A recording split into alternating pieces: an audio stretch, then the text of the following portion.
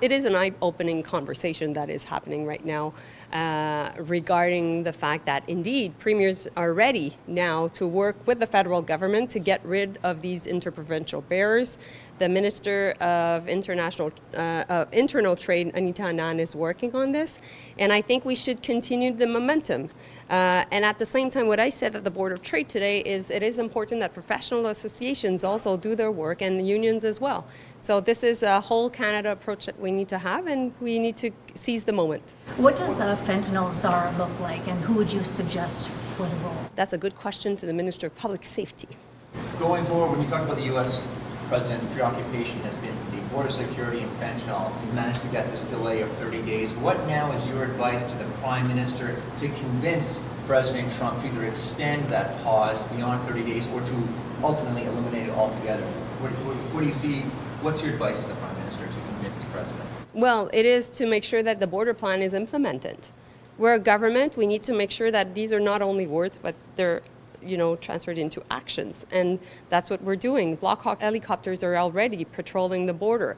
We already have drones that have been bought that are patrolling the border. We now have changed the opening hours of our border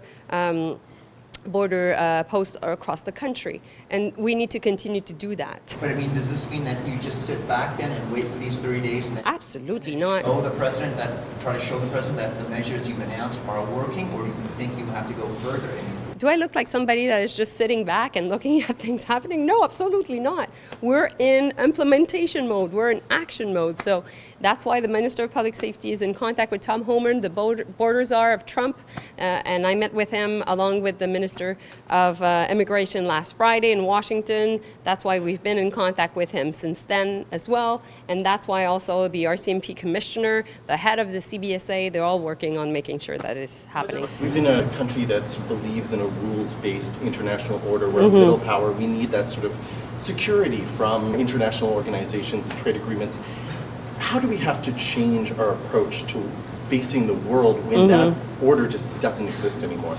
Well, I wouldn't say it doesn't exist anymore. It is still existing, but we need to make sure that we're pragmatic, that we are about protecting our interests first, and that we work with many allies.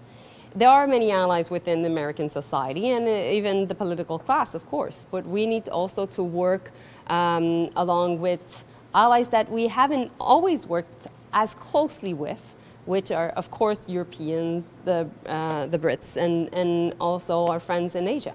That's what we need to do. And of course, right now we have to be working with the Mexicans, because when it comes to Mexico, Mexico is our second biggest trading partner, and we should never take it for granted.